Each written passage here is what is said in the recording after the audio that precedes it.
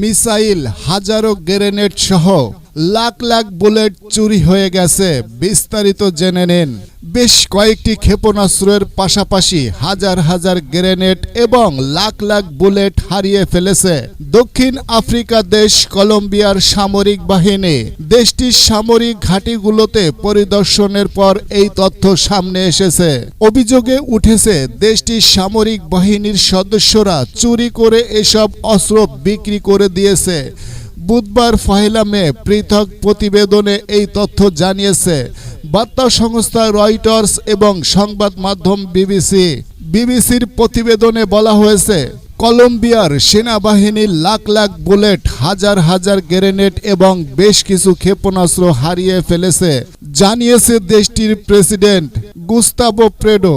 তিনি বলেছেন, সাম্প্রতিক সময়ে সামরিক ঘাঁটিগুলোতে পরিদর্শনের সময় এসব অস্ত্র নিখোঁজ হওয়ার বিষয়টি প্রকাশ্য এসেছে। এসব জিনিস নিখোঁজের জন্য অভ্যন্তরীণ দুর্নীতিকে দায়ী করেছে। সামরিক বাহিনীর কর্মীরা অস্ত্র ব্যবসায়ীদের কাছে এসব অস্ত্র বিক্রি করেছে।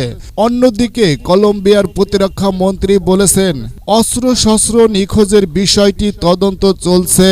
সূত্র ঢাকা পোস্ট। পরবর্তী আপডেট খবর পাওয়ার জন্য সঙ্গে থাকুন। আল্লাহ হাফেজ।